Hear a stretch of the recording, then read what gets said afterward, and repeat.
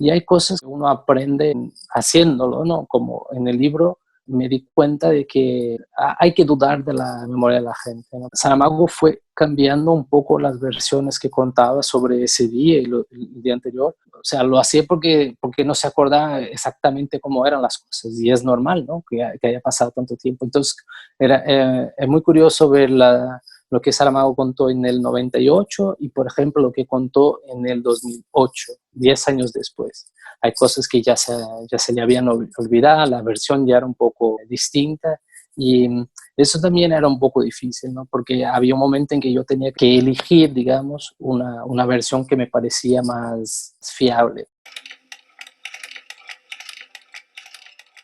Yo creo que lo importante de hacer un libro de estos es que no puede tener nada de ficción, ¿no? Tú no puedes inventar nada. Hay momentos en que yo no sabía cuál versión elegir y entonces sencillamente lo que hice en el libro fue contar las dos versiones, como te estoy contando ahora. En el 98 Saramago dijo eso, pero en una entrevista del 2008 Saramago contó la historia de esta manera. Hablar con esa gente ahora era como intentar volver un poco a 20 años antes, ¿no? Yo no viví eso.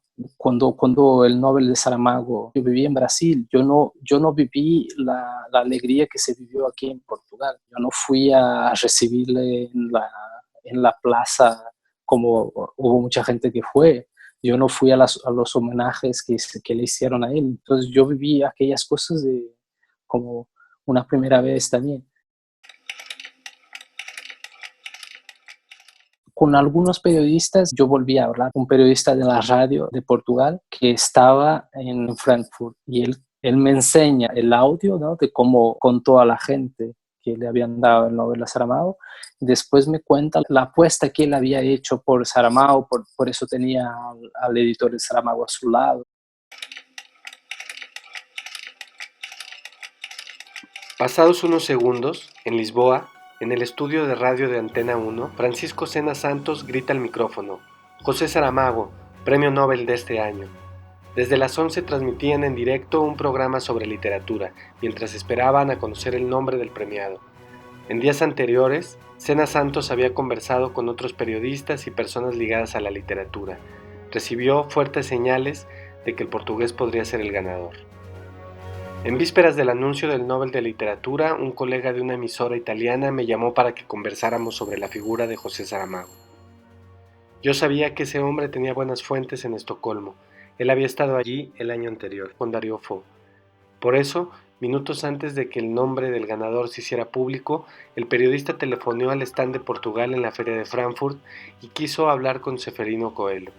Tenía el feeling de que era el turno de Saramago.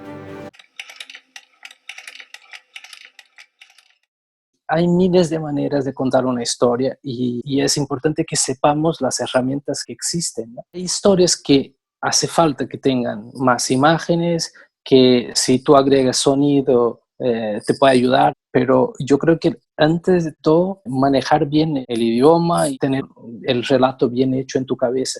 Y luego si hay estas herramientas y las podemos usar, es que es maravilloso. Imagínate tú, García Márquez, si fuera de nuestra generación, el relato de un náufrago de estos tiempos.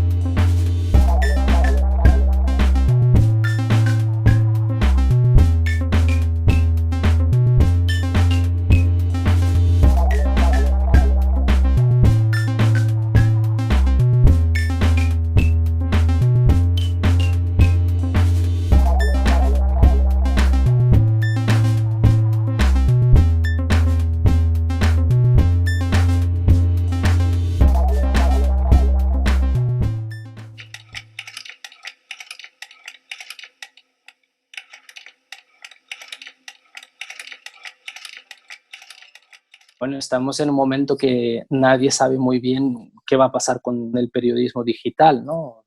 Plataformas como del País, que siempre tenían el contenido abierto, empiezan a cerrarlo porque se sabe que un periodismo hecho con calidad tiene un coste, ¿no? Es caro hacer buen periodismo y cada quien va a buscar la manera de sobrevivir, ¿no?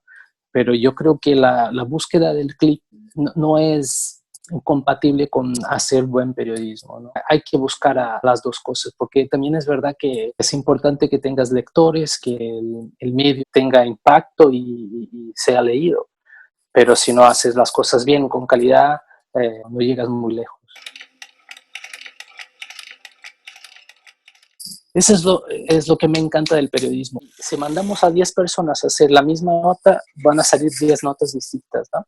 Porque hay una cuestión de la subjetividad, que es la manera como uno ve el mundo y cómo le interesan los temas, y va a ser a partir de ahí que va a crear.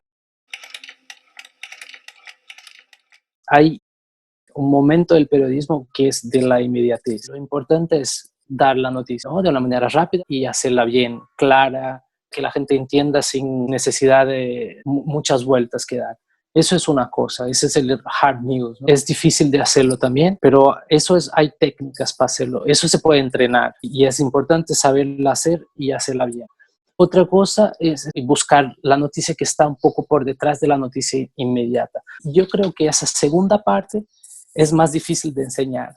Claro, uno puede aprenderla, va a aprender leyendo los grandes, va a aprender leyendo el periódico y buscando los grandes y mirando cómo los grandes lo hacen, y luego también uno va a desarrollar su manera de hacerlo.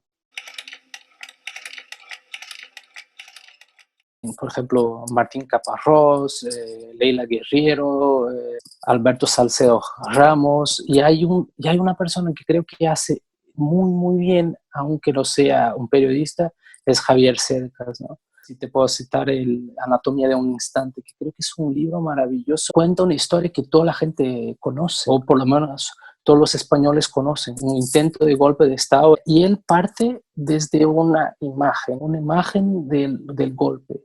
¡Quiete todo el mundo!